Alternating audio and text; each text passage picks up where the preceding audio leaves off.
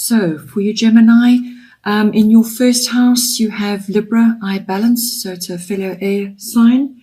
Your first house is everything to do with yourself, your physical body, your vitality, and your characteristics, your personality, your vitality, all of those aspects, your self-oriented interests, and how you project yourself outwardly to other people as well, how they perceive you.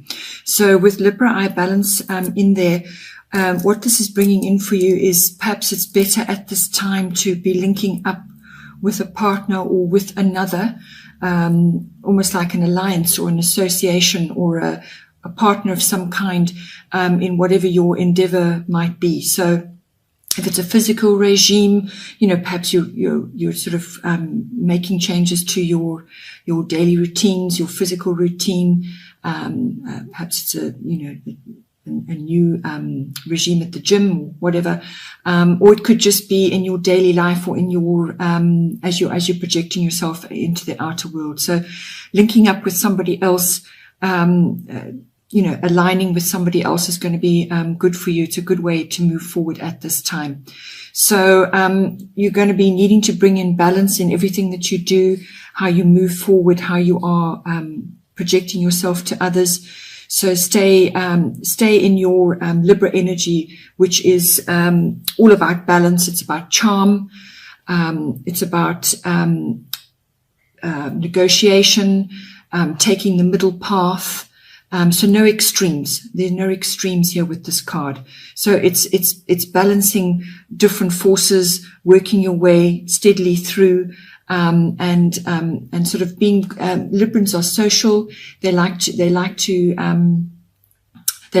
all artistic things, fashion, hair. So you may want to, because this is to do with yourself and how you are projecting yourself and how others see you, you may want to have a bit of a makeover of some kind. Perhaps, a new haircut or a change of wardrobe, or just to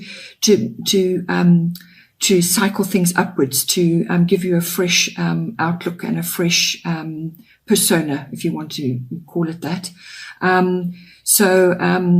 Librans are it's a lovely influence to be having on you, because it urges you to bring balance into everything you do and to approach things in a balanced way. You may also be required to make a decision of some kind.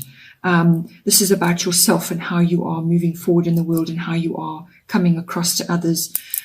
Just your general demeanor. There may be a decision that's made. Perhaps you want to go and have a new haircut, or perhaps you want to change something about your outward appearance. This can manifest in a variety of ways.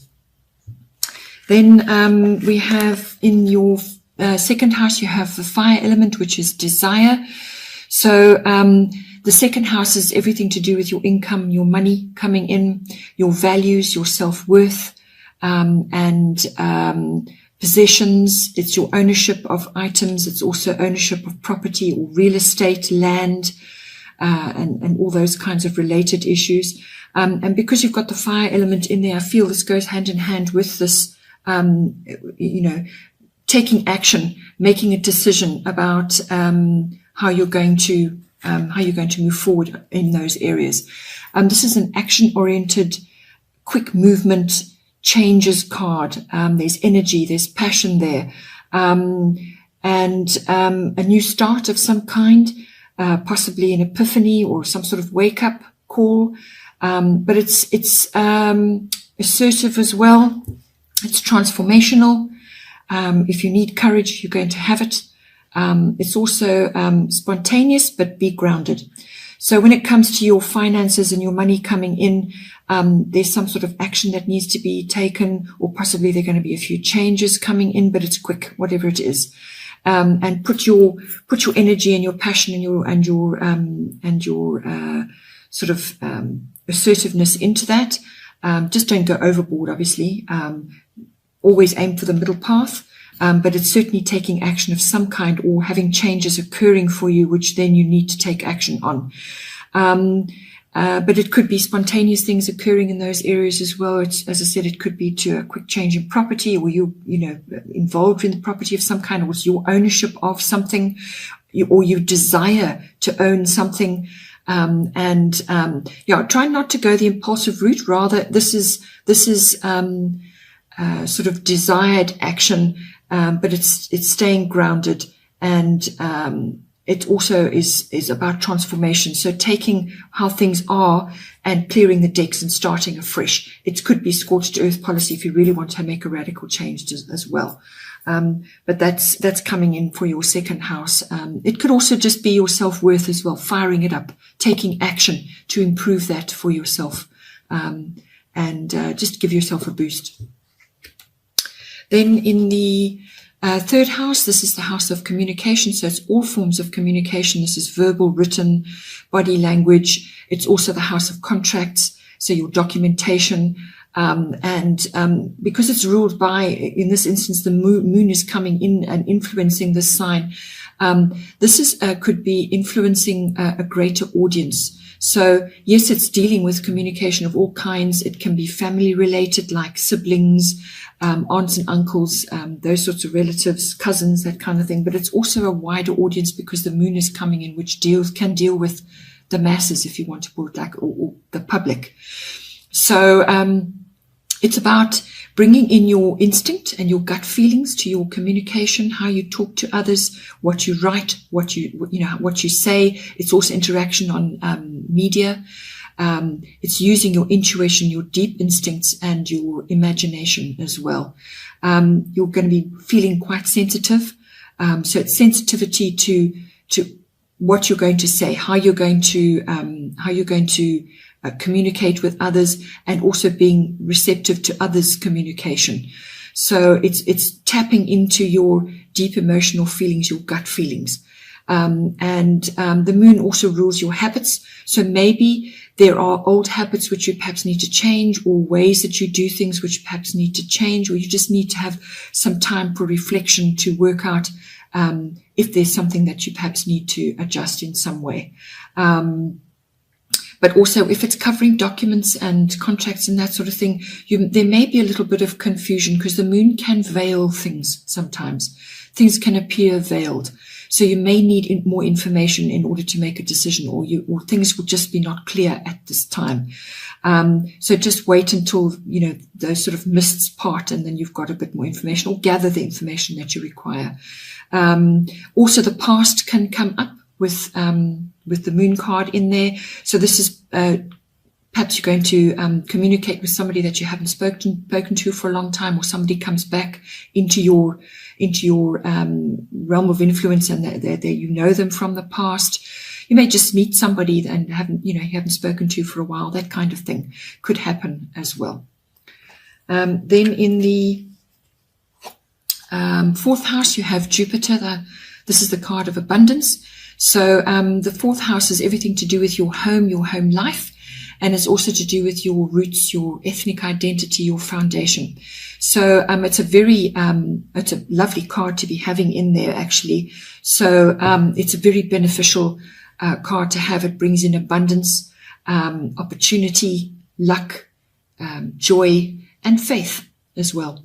So something occurring in your home life, either it's a new influence coming in, or just some kind of benefit coming to you, or you could just be having that, being asked to bring that into your home life, to bring the uplifted, joyful, happy energies into your home life, which will then help you in other areas which we're going to cover later on. So make your home a joyful, happy place to be. It could also be that this is coming to you in some way. So it could be a gift, or some sort of obstacle or difficulty or a block will be lifted and removed. It could also be a blessing of some kind. It can also be that you need to perhaps bring more nurturing into your home, or you're going to feel that you need to create that in your home life and bring that in, because if you feel nurtured in your home environment, then you will always feel secure and safe when you go out into the world. It could also be a sense of purpose in your home life and an expansion of some kind. And this, as I said, this can also apply to, when you're looking at your roots, your foundation, your early foundation years, and your ancestral influences and so on.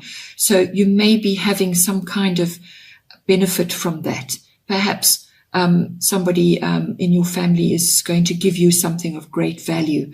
There's lots of ways that this can manifest, but it's going to bring in a feeling of abundance and joy. And if it's not material items, then it's just a feeling of that, but some kind of gift or blessing. The other side of it is that in your home life, it can, or the other side of the coin can also be, don't be complacent about what it is you need to do in your home or to bring into your home. So don't rest on your laurels, or go into indulgence, sort of indulging yourself overly, or bringing or making indulgent purposes which don't really help you at this point. So there's that little balance that you've got to come to in your home life, but ultimately, I feel it will bring some form of abundance to you. Then in your fifth house, you have Capricorn IUs. Your fifth house is all to do with your creativity, children, and love affairs, and recreation of all kinds, having fun, that sort of thing. So again, this can apply in a number of ways. Capricorn IUs, this is an earth sign. I wouldn't say necessarily that it's going to bring a lot of fun outings and sort of happy-go-lucky activities. Capricorn is a bit more serious. So Capricorn is building and using your resources. So I feel it's more to do possibly with your creativity, if you've got creative projects on the go, or you need to bring that in. This is Capricorn the Capricorn energy is slow, steady progress. It's hard work. It's a bit of diligence involved there. But it's also use your resources wisely, and the people that may come to you to assist you at this time, take their help and honor it and use it to make your creative projects more grounded. And so it's almost like planting the seeds now, building your foundation now for fruition later. It's also it's an ambitious sign. It's about responsibility. So if it's to do with children in your home, or children that you're dealing with, that you could be required to bring the essence of Capricorn into your relationship with them, or you may be seeing them perhaps needing to take more responsibility, or taking responsibility, or starting to put building blocks in place to build something, or you may be assisting them with that. So it's all about structure. It's putting structure in place and giving them the tools to build what they require, helping them to build what they require. But it's a slow-moving energy, this. The goals need to be realistic for yourself and for your children, and also for your creative projects. It's systematic, working steadily through. And if you do get to go out and about onto recreational trips, then possibly like hikes on the mountain and visiting mountainous areas will be helpful, because Capricorn is ruled by the mountain goat. So that is helpful. It's helpful in that area. Then if it's to do with a love affair, then that is possibly that you'll be drawing a Capricornian energy to you, or a Capricornian type person. And again, they don't really focus on grand romantic gestures and so on. These people are ambitious. They're very responsible. They're very, they like to have ambitions and nice goals, and they will more than likely share that with you, and you can enjoy working on those together. Apologies for the interruption, Gemini. I just had to answer the door. Okay, so back to the fifth house, influence Capricorn IUs. If it's to do with a love affair, then the person may be Capricornian in nature, or be exhibiting Capricornian qualities. and they're businesslike. They are very ambitious, and they can be quite good looking as well, very determined people. And so, they're always going to go for a partner who's going to support them in that and assist them on their path forward. So just something to bear in mind.